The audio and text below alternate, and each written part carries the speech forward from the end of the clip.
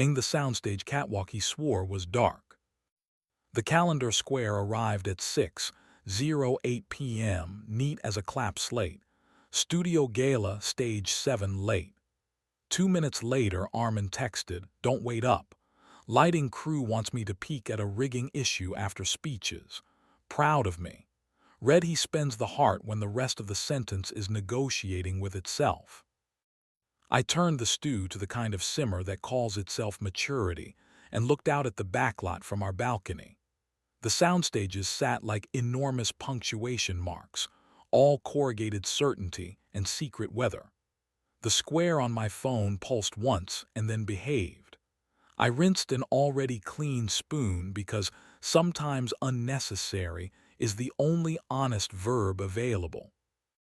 At 6:30 my phone buzzed with a number I didn't recognize and a message that recognized me anyway. If the gala, on the floor, why did he just badge the catwalk stair to stage 7? Crew door behind the fake brownstone. Card reader likes compliments, cover the eye and pull hard. I can hold house sweep 2 minutes.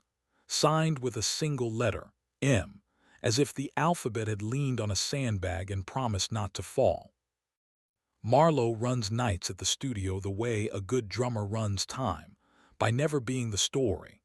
He and Armin trade competence in a dialect of schedules and fires. He and I have shared 2 cigarettes under a cloud machine that believed itself weather, and one laugh sharp enough to make a security camera consider theft. We have not touched. I remember not touching more clearly than most men remember oaths. "Why tell me?" I wrote. "Because your calendar is polite and my badge logs aren't," he sent. Because he looked up before he swiped. People only look up when they want oxygen. Because dark is keep out the way champagne is hydration. The crew door lived in the alley of fake addresses and real forklifts. I covered the reader's eye and yanked. The latch remembered duty. Inside, stage 7 breathed a cool, mechanical dusk. The set was a 2-story interior pretending to be an apartment with light good enough to sell the lie. Beyond the flats, ladders leaned like patient opinions. High above, the catwalk grid crisscrossed the space like a rumor that couldn't choose a direction. I climbed the steel stair in careful steps, the air changing with elevation from dust and promise to dust and fact. Up top, the catwalk trembled underfoot with the arrogance of safe structures. Armin stood near a dimmer rack, jacket off, shirt open, one button past credible. Opposite him, resting 2 fingers on a rail as if gravity billed him by the month, was Casimir Rhodes, developer, co-financier, a rumor with a box at the symphony. Casimir's hand hovered near Armin's wrist without landing, because proximity photographs better than contact when your brand buys light and invoices discretion. "Dark looks busy," I said. Armin turned. For a beat the truth hired his face and didn't ask for a union waiver. Then the public version of him arrived with good posture and a better tone. "Jules," he said. How did?" "Marlowe prefers nouns," I said. "I prefer doors." Casimir smiled with the benevolence of a man who thinks the moon is a lighting cue. "We were reviewing safety," he said. "Patrons like to feel they've inspected a thing before they fund it." "I prefer safety that doesn't require witnesses," I said. Armin took 1 step toward me and let the grid keep the second. "We were timing the cue stacks," he said. He wanted to hear the room from the rafters. "Sound is persuasive," Casimir said. He lifted both palms like tasteful parentheses. 2 minutes. The sweep is punctual, so am I." He drifted toward a follow spot that waited like a domed confession. As he passed, 2 fingers tapped Armin's shoulder, punctuation, not possession. The dimmer rack hummed the key of ulterior motives. Armin looked at me like a man who wants the door to count as both exit and arrival. "I was going to text you," he said, lower now, using the voice he keeps for mornings and the soft under my jaw. "After. I wanted to know I could leave this room without it telling me who I am. You wanted to be caught, I said. Not punished, caught. He breathed once and metal absorbed it like a secret. Yes.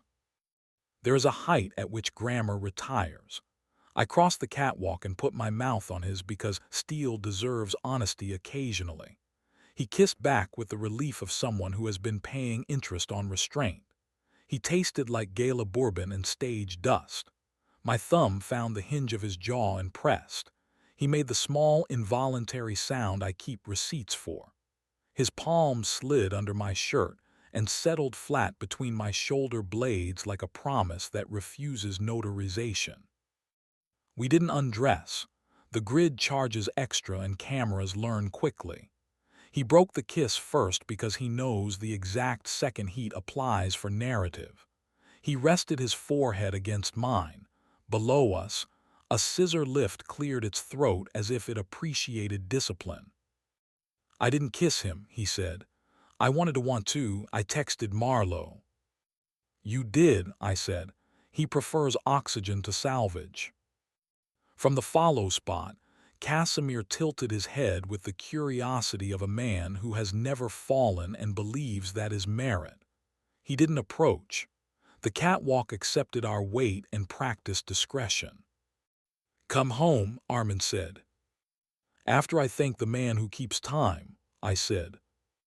Marlowe waited on the landing with a coil of gaffer's tape looped over 2 fingers and the kind of patience that eats emergencies for breakfast. He didn't smile. He also didn't make mercy expensive. House sweep hits the grid in 90, he said. If you don't want to explain yourselves to a flashlight that knows your names, take the scenic stair, down through wardrobe, out by the water truck. The lot cam believes every rack is a rack. You sent the message, I said. I opened a door, he said. You two hit your marks. Wardrobe smelled like clean ambition. Racks of costumes swayed with the tiny weather you carry when you move quickly. We slipped out past the truck with its hoses sleeping like domesticated snakes. The night had decided to behave. We walked the long way home because lobbies draft stories for free and sidewalks mind their own weather. In the kitchen, the stew forgave me for asking it to wait. We ate standing like mammals who know where the bowls live. He told me Casimir had been sculpting a compliment into a proposition for a month, and he had helped because selection feels like love when usefulness has emptied your pockets. I told him Marlowe had texted because some people choose air and some choose alibi, and only one of them can teach you to breathe. He didn't ask whether Marlowe and I had ever been a worse idea. I didn't describe the exact way a cloud machine's glow turns Marlowe's mouth into punctuation. Later in bed, we left a sliver of cool like a reservation and then let it surrender because the night had already billed us for restraint. He kissed me with the steadiness I trust more than policy. I put my mouth where his jaw goes humble and told it a morning I could afford. It was heat without theater. The building minded its radiators. The backlot rehearsed fog for a scene that did not include us. He fell asleep with his hand on my wrist, not as claim, not as proof, just counting the animal we've decided to keep. Morning behaved. Coffee made its case. Sunlight put modest rectangles on the table. The calendar square for tonight stayed blank, which is the kink we can afford.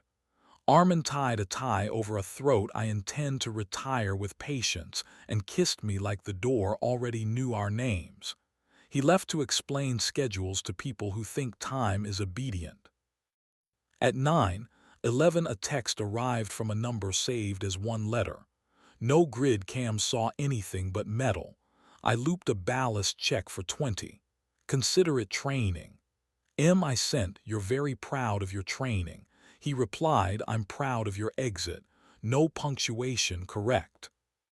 By noon, a trades blog posted a photo of Casimir on stage 7 with a caption about stewardship and scale. I scrolled past. It wasn't our room. At 1:24, Armin sent a picture of our kitchen table with the plant we keep refusing to let die basking in a square of practical sun. Room exists, he wrote. The week wore a clean call sheet, confident, granular, allergic to weather. Casimir sent a revised term sheet with fewer adjectives and more commas. Armin read to the part where the commas started to feel like a harness and set it face down. He pressed his forehead to my temple for a 7 count, and the air remembered its job. 2 nights later, the studio hosted families behind the scenes, honest wristbands, real people, children learning to respect tape lines. We went together, because sometimes the correct grammar is plural. Marlowe nodded once from the loading dock like an usher who had already chosen a side. Casimir shook Armin's hand under a chandelier made of borrowed fairy lights. A reporter asked about legacy. Armin pointed toward a grip kneeling to teach a kid how to coil cable and said, "Legacy is what keeps rooms gentle." And the reporter wrote it down like she'd earned a truth. On the walk home, we cut across the flood channel where the city rehearses reflection. Armin slid 2 fingers into my back pocket the way that says not mine but here, and the night decided to respect it. We burned the bread and ate it anyway. At the bedroom door, he kissed me the way good sentences land, without ornament, unavoidable. I answered as if verbs were the last honest currency. It did not stay tidy. It never does here. An anonymous account posted a grainy still from a catwalk camera, 2 silhouettes near a dimmer rack, one hand too near to be polite. The caption invented entanglement, the comments rented outrage and billed per breath. I put my phone down beside the plant and watched the plant win. Armin texted me a different image. Stage 7 at noon, a rigger tightening a shackle while a PA kept watch with reverent boredom. "Our version works for a living," he wrote. Sunday evening tasted like rain and deadlines. Marlowe texted, "Lots quiet. Want to sit where nobody sells you a seat?" We went.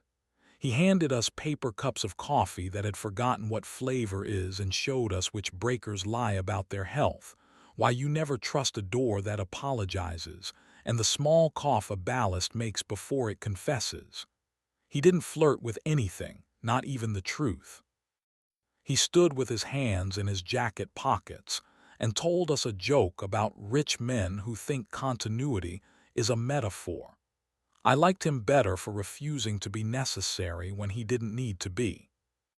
The following week, the studio staged a press event for a community mentorship program. Armin spoke first, about bolts and volunteers and maintenance, the only speech that ages correctly. Casimir promised to let the city see itself with better light, a sentence that managed to spend nothing and still collect applause. After, he shook Armin's hand, and then looked at me with the careful respect of a man evaluating whether he cannot purchase. "You're both very good at exits," he said. "Practice," I said. He laughed because it was the only honest thing left on his card. A columnist with a talent for adjectives implied Armin's access came courtesy of Private Tour. The piece included a photo of a catwalk that could have been any catwalk and a paragraph that could have been any rumor. The comments did their choreography. I took the plant to the sink and let the water find the roots like an apology we could afford.